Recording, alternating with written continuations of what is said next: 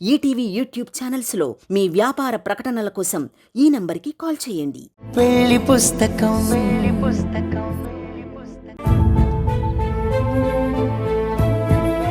అమ్మా, నీకేమైనా కర్రీ కావాలా? నాకేం వడ్డించొద్దు, నా తిండి నేను తింటాను. సిద్ధు, నీకు ఇంకోటి ఆమ్లెటేనా? వద్దు, ఆల్రెడీ మా అమ్మ ఇచ్చింది, అది చాలు. సాక్షి, నీకు ఆమ్లెట్ తీసుకొస్తాను. సరే అభి.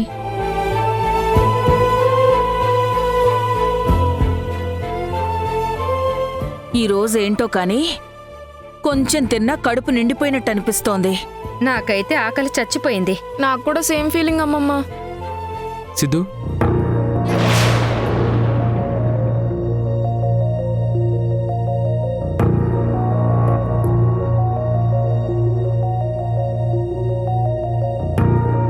సాక్షి, ఆమ్లెట్. ఇంకా ఫ్రిడ్జ్ లో ఎగ్స్ ఉన్నాయా? లేవభి, ఇదొక్కటే ఉంది. ఓ, అయ్యో అవునా. మరి నందుకి? పర్లేదు, నేను షేర్ చేస్తాను. ఆయనతో నేను లైఫే షేర్ చేసుకున్నాను. ఈ ఆమ్లెట్ షేర్ చేసుకోలేనా?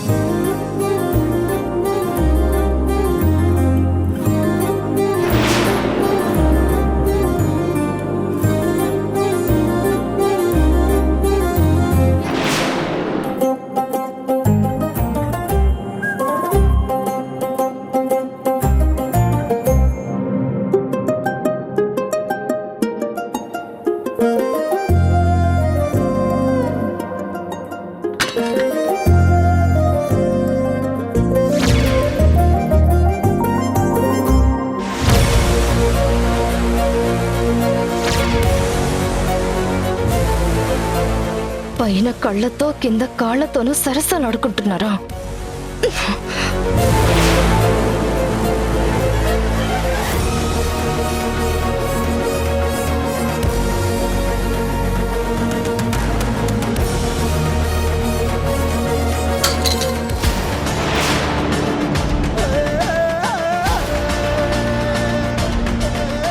అయ్యో సారీ, చూసుకోలేదు. అనుకోకుండా చేయి తగిలి పడిపోయింది. అనుకోకపోవడం ఏంటి? నిండా నీళ్లున్న గ్లాస్ చేయి తగలగానే పడిపోతుందా? కావాలని నేనెందుకు చేస్తానమ్మా? అందులో ఏముంది? ఏదైనా నేలపాలు చేయడం నీకు అలవాటే కదా.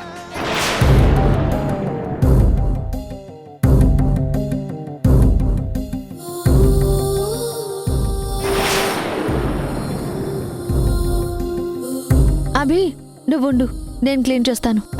వద్దు సాక్షి, నేను చేసిన తప్పుని నన్నే సరిదిద్దుకోనివ్వు. కనీసం అప్పుడైనా నమ్ముతారేమో. నేల మీద పడింది నెత్తి మీద పోసుకున్నా నేను నిన్ను నమ్మను.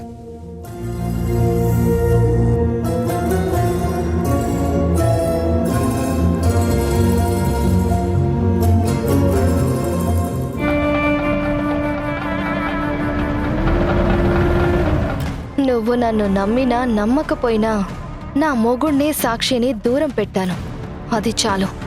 నేనిక్కడ ఉన్నంతకాలం వీళ్ళిద్దరినీ ఒక్కటి కానివ్వను.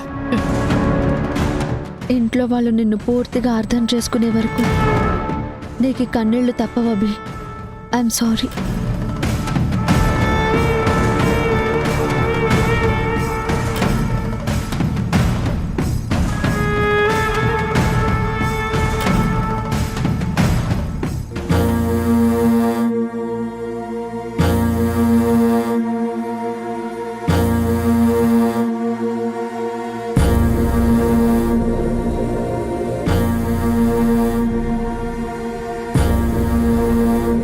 డాడ్,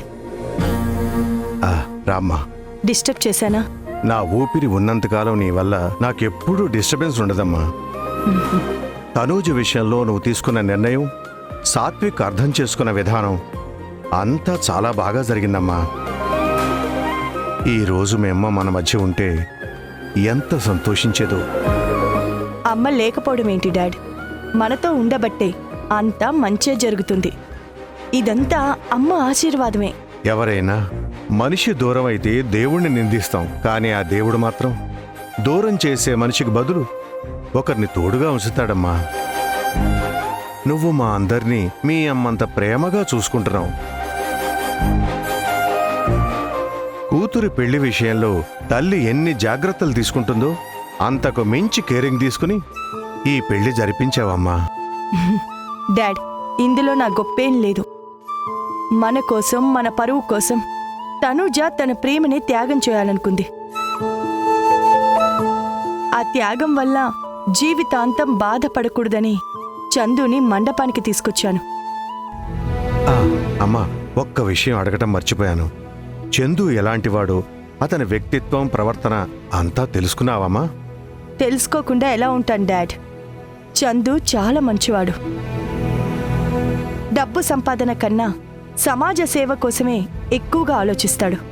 ఓ, తన దగ్గర ఉన్నదంతా అవసరంలో ఉన్న వాళ్ళకే తప్ప తన గురించి ఖర్చు పెట్టుకోడు. ఈ డీటెయిల్స్ అన్నీ తెలిసిన తర్వాత తనుజ భవిష్యత్తు బావుంటుందనే నమ్మకం కుదిరాకే ఈ పెళ్లి జరిపించాను. తల్లి స్థానంలోకి వెళ్ళి తనూజ ప్రేమను గెలిపించావు. కూతురి స్థానంలో ఉంటూ ఈ ఇంటి పరువుని నిలబెట్టావమ్మా. నా ఇద్దరి కూతుళ్ళు నా కోసం, ఈ కుటుంబం కోసం పట్టించుకున్నంతగా ఎవరూ ఆలోచించరమ్మా. మేము ఏం చేసినా మీ సంతోషం కోసమే డాడ్. నా సంతోషం ఏముందమ్మా? కొత్తగా పెళ్ళైన ఆ జంటని కొన్ని రోజులు ఎక్కడికైనా పంపిద్దాం, సరదాగా తిరిగి వస్తారు. యా డాడ్, నేను కూడా అదే అనుకుంటున్నాను. హనీమూన్ ట్రిప్స్ గురించి మన ట్రావెల్ ఏజెంట్తో మాట్లాడాలి. తనూజ విషయంలో నువ్వు ఏ నిర్ణయం తీసుకున్నా నాకు చెప్పాల్సిన అవసరమే లేదు. అమ్మ ఆశీర్వాదం మనతో ఉన్నట్టే నీ మీద కూడా నాకు నమ్మకం ఉంది. నీకు నచ్చినట్టు చెయ్యి. నో డాడ్, నాకు నచ్చినట్టు కాదు. తనుజ అభిప్రాయం తెలుసుకొని చేస్తాను. లేదంటే మనం అడిగామని ఇష్టం లేకపోయినా ఒప్పుకుంటుంది. అవును, పెళ్ళంటే నేను మేనేజ్ చేశాను, కానీ హనీమూన్ కాబట్టి Chandu బలైపోతాడు.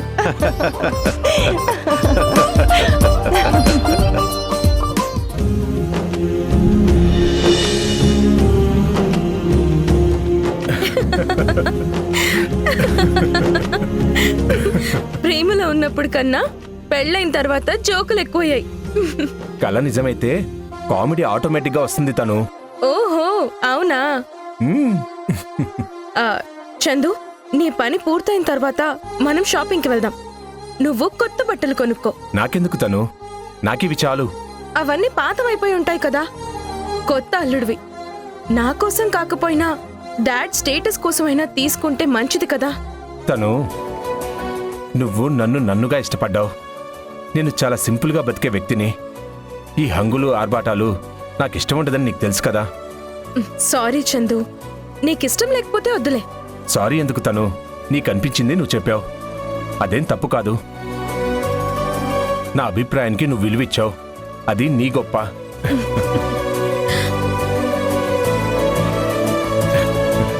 Good morning. Good morning వదిన గారు. అక్క, మేము గుడికి వెళ్తున్నాం. గుడికా? నేను కూడా మిమ్మల్ని గుడికి వెళ్ళమనే చెప్పడానికి వచ్చాను. మా ఇద్దరికి పెళ్ళైతే చందు గుడిలో అన్నదానం చేస్తానని మొక్కుకున్నాడంటక్క. అందుకే వెళ్తున్నాం. ఆ అన్నదానం ఏదో మన కులదేవత గుడిలోనే చెయ్యొచ్చు కదా. పెళ్ళైన తర్వాత మా కులదేవత గుడికెళ్ళడం మా ఆనవాయితీ. సరేనండి, ఆ గుడికే వెళ్తాం. కానీ నువ్వెక్కడో అన్నదానం చేయాలనుకున్నావు కదా. అన్నదానం చేసేది మనుషులకే కదండి. ఆకలితో ఉన్న వాళ్ళ కడుపు నిండితే చాలు. అది ఏ గుడైతే ఏంటి, ఏ దేవుడైతే ఏంటి. మానవ సేవే మాధవ సేవ అని బలంగా నమ్ముతానండి. యా చందు, కరెక్ట్గా చెప్పావు. ఈ ఒక్క విషయమే కాదక్క, చందు మాట్లాడే ప్రతి మాటలో ఒక డీప్ మీనింగ్ ఉంటుంది. ఒక్కోసారి అర్థం చేసుకోవడం కూడా కష్టమవుతుంది. నాకంటూ ఎవరూ లేకుండా ఒంటరిగా పెరిగానండి. ఈ ప్రపంచమే నాకు బడిగా, ప్రతి ఒక్కరి జీవితం ఒక పాఠంగా నేర్చుకున్నాను. అందుకే ఏ మాటైనా సరే తొందరపాటు లేకుండా ఆలోచించి మాట్లాడతాను. అవును చందు, నువ్వు ఏ జాబ్ ఎక్కువ కాలం చేయవని తెలిసింది. ఇంట్రెస్ట్ ఉండదా లేక ఏది సెట్ అవ్వదా? రెండూ కాదండి. నేనొక మనిషిలో మంచితనానికి, నిజాయితీకి, ఖచ్చితత్వానికి విలువిస్తాను. ఈ లక్షణాలు లేని చోట నేనుండలేను. మరి జీతం లేకుండా ఎలా సర్వైవ్ అవుతావు? ఏమైనా సేవింగ్స్ ఉన్నాయా? నలుగురికి చేసిన మంచి తప్ప నా దగ్గర ఏ సేవింగ్స్ లేవండి. ఎప్పటికప్పుడు సంపాదించింది ఏదొక సాయం రూపంలో ఖర్చు పెట్టేస్తుంటాను. మనిషి కష్టాన్ని డబ్బు దూరం చేస్తుందని తెలిసినప్పటి నుంచి ఇదే నాకు అలవాటుగా మారింది. కష్టపడే ఓపిక ఉన్నంతకాలం ఈ అలవాటు ఆపనండి. ఈరోజు కూడా గుడిలో అన్నదానం చేస్తుంది ఎప్పటి నుండో దాచిన డబ్బేనండి. తనుజ, ఈ క్రెడిట్ కార్డ్ నీ దగ్గర ఉంచు. ఏదైనా ఖర్చులుంటే ఉపయోగపడుతుంది. వద్దండి. పెళ్ళైన తర్వాత తనూజ మీ దగ్గర నుంచి ₹1 తీసుకున్నా నన్ను అవమానించినట్టే. నేను పేదవాణ్ణే కానీ ఆత్మాభిమానంలో, ప్రేమలో మాత్రం బాగా రిచ్ అండి. ఆ రిచ్నెస్ చూసే మా చెల్లి మీ ప్రేమలో పడింది. మేం దగ్గరుండి పెళ్లి చేశాం, అంతే కదా తనుజ? కరెక్ట్ అక్క. సరే, మీరు గుడికి వెళ్ళిరండి. సరే. అలాగేనండి, పద.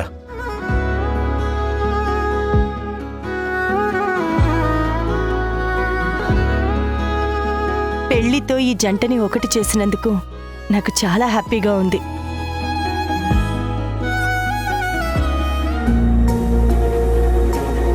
ఓకే డాక్టర్ గారు, నేను మా హస్బెండ్కి చెప్తాను. ఏమైంది సాక్షి? క్యాన్సర్ ట్రీట్మెంట్ కోసం డాక్టర్ ఒక హాస్పిటల్ సజెస్ట్ చేశారు. అక్కడికి నిన్న ఒకసారి తీసుకువెళ్ళమని చెప్పారు. ఇంకెందుకు సాక్షి, క్యాన్సర్ ఆఖరి స్టేజ్లో ఉంది. ఏ ట్రీట్మెంట్ అవసరం లేదు అని ఆయన చెప్పారు కదా. మళ్ళీ వేరే హాస్పిటల్కి ఎందుకు? ఎందుకంటే మన మంచి కోసం ఒక సలహా ఇచ్చారు. ప్రయత్నించడంలో తప్పేం లేదు కదా. తప్పే కాదు, టైం వేస్ట్ కూడా. చావైనా బ్రతుకైనా నా ప్రాణం ఇలానే పోనీ సాక్షి, ప్లీజ్. నేను నీ మాట వినను, నాకేం చెప్పొద్దు. నేను ఆయనతో ఒకసారి మాట్లాడతాను, మనం ముగ్గురం కలిసి వెళదాం. వద్దు, నందుకేం చెప్పొద్దు. ఆఫీస్కి వెళ్లేవాణ్ణి నా కోసం ఆపడం ఎందుకు? ఆపను, జస్ట్ ఒకసారి అడుగుతాను. ఒప్పుకుంటే కలిసి వెళ్దాం, లేదంటే మన ఇద్దరం వెళ్దాం. కానీ వెళ్ళడం మాత్రం పక్కా. ఇంత మొండిదానివేంటి సాక్షి నువ్వు? నా మాట అస్సలు వినువు.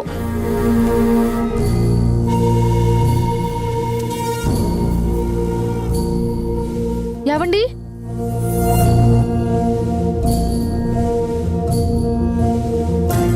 మీకు ఈరోజు లీవ్ పెట్టడం కుదురుతుందా? లీవా? ఈరోజా?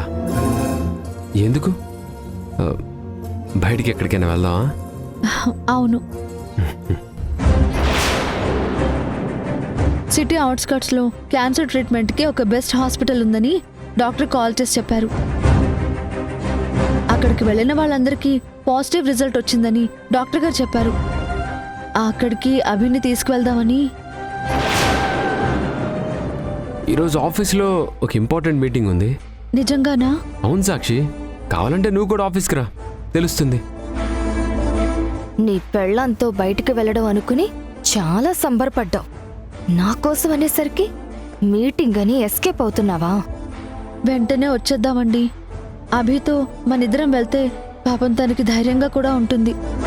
సాక్షి, ఈ ఇంట్లో అభికున్న ఏకైక ధైర్యం నువ్వు. సో నువ్వు ఒక్కదాని ఉంటే చాలు.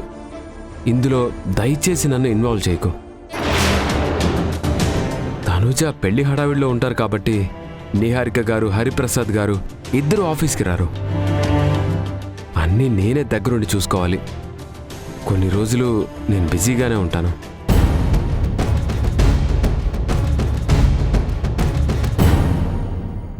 కావాలంటే నేను డ్రైవర్కి చెప్పి కార్ పంపిస్తాను. నువ్వు అభి వెళ్ళండి. థ్యాంక్స్ అండి. అభి మీద కోపంతో మీరు తప్పించుకుంటున్నారు అనుకున్నాను. కానీ ఇలా కార్ అరేంజ్ చేసి మీ మంచి మనసేంటో తెలిసేలా చేశారు. నేను సాయం చేస్తున్నది అభిలాష కాదు, నీ సంతోషానికి. అంతకు మించి ఏం లేదు. మీరిద్దరూ వెళ్ళండి.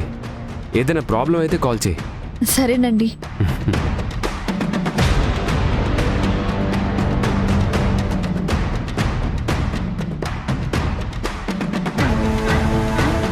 విన్నావా? ఆయన రాకపోయినా మన కోసం కారు పంపిస్తున్నారు. మన కోసం అనే కన్నా నీ కోసం అంటే బెటర్ సాక్షి. హ, నందు నిన్ను చాలా ప్రేమిస్తున్నాడు. నీకోసం శత్రుని కూడా క్షమిస్తున్నాడు. క్షమించడమే కాదు, ఇంకొన్ని రోజుల్లో నీతో నార్మల్గా మాట్లాడతాడు. నాకు ఆ నమ్మకం ఉంది.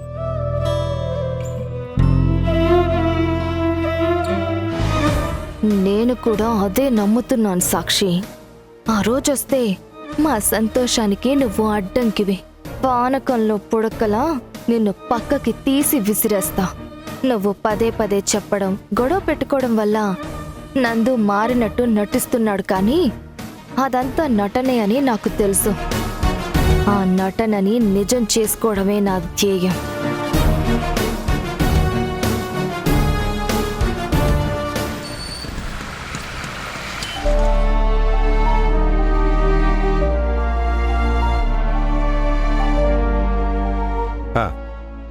నీకోసమే ఎదురు చూస్తున్నాను. పదమ్మా వెళ్దాం. ఎక్కడికి? ఎంత వాలంటరీ రిటైర్మెంట్ తీసుకుంటే మాత్రం అంత వివక్ష చూపించకూడదమ్మా. అంటే ఆఫీస్కి వస్తున్నారా? అవును. ఏ రాకూడదా? అలా అని కాదు, మీరు రెస్ట్ తీసుకోండి, నేను వెళ్ళొస్తాను. రెస్ట్ కాదమ్మా, ఇంట్లో ఉంటే చాలా బోరింగ్గా ఉంటుంది. అదీ కాక కొత్తగా పెళ్ళైన జంట మధ్యలో నేనెందుకు చెప్పు?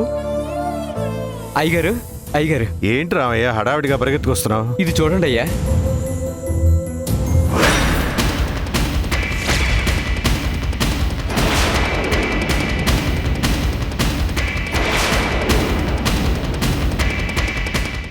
కళ్యాణ్ చక్రవర్తి చచ్చాడా?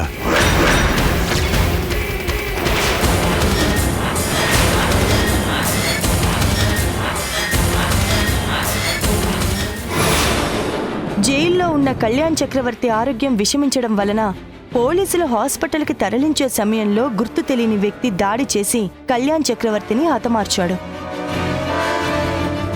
పెళ్లి మండపంలోనే చావాల్సినోడు జైల్లో పడి చచ్చాడయ్యా. వీడి పాపాలని ఆ దేవుడు మాత్రం ఎంతకాలం భరిస్తాడు రామయ్య. అందుకే సరైన శిక్ష వేశాడు. విశ్వాసం లేని వాడికి కుక్క చావు చచ్చేలా చేశాడు. పాపి చిరాయి అంటారు కానీ లెక్కకు మించి పాపాలు చేసే ఎవరికైనా చావే గతి అని కళ్యాణ్ జీవితం చూస్తే అర్థమవుతుంది. ఒక మనిషి చనిపోతే వాడి గురించి బాధపడే వాళ్ళు ఒక్కరైనా ఉంటారు, కానీ కళ్యాణ్ చక్రవర్తి చచ్చినందుకు ఏదో రకంగా వాడి వల్ల బాధపడిన మనలాంటి వాళ్ళు ఎంతమంది సంతోషిస్తారో. ఉన్నన్నాళ్ళు అందర్నీ బాధ పెట్టాడు. ఆ కన్నీటి ఉసురు కాటికి తీసుకుపోయింది. కళ్యాణ్ చక్రవర్తి అరెస్ట్ అయినప్పటి నుండి ఏదో తెలియని దిగులు నన్ను వెంటాడుతూనే ఉందమ్మా. జైల్లో ఉన్నన్ని రోజులు కలుగులో పాములా పగతో రగిలిపోతూ మన కుటుంబం మీద దాడి చేయాలని ఎన్నో ప్లాన్లు వేసే ఉంటాడు. ఇప్పుడు ఆ కుట్రలకి భయానికి విముక్తి కలిగిందమ్మా. మీ మనసులో ఈ భయం ఉందని ఇన్ని రోజులు నాకెందుకు చెప్పలేదు డాడ్? నీకు చెప్పి నిన్ను కూడా టెన్షన్ పెట్టడం ఇష్టం లేదమ్మా. మన జాగ్రత్తలో మనం ఉండాలని అప్పుడప్పుడు జైలర్ గారికి ఫోన్ చేసి వాడి గురించి కనుక్కునేవాణ్ణి. ఈ వార్త కళ్యాణ్ ప్రేయసి అభిలాషకి తెలిసిందో లేదో? తెలిసినా తెలియకపోయినా పెద్ద తేడా ఉండదమ్మా. ఆమెకు ఆ బాధ కూడా ఉండదు. నందు వద్దనుకుని కళ్యాణ్ దగ్గరికి వెళ్ళింది. అప్పుడు నందు గురించి ఆలోచించలేదు. ఇప్పుడు ఎవరూ లేరని నందు ఇంట్లో ఉంది. కళ్యాణ్ గురించి అస్సలు పట్టించుకోదు. అయినా ఎవరు ఎలా ఉంటే ఏంటి, వాడి చావు గురించి ఎవరేమనుకుంటే ఏంటి? మన కుటుంబానికి ఉన్న ఏకైక శత్రువు శాశ్వతంగా దూరమయ్యాడు. ఇక మనకి ఏ సమస్య ఉండదమ్మా.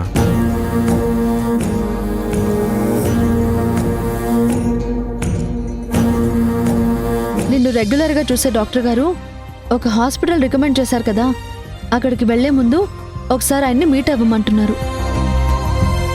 మీరు కూడా వస్తే బాగుంటుంది. తొందరగా వెళ్ళొచ్చేద్దాం. సరే పద.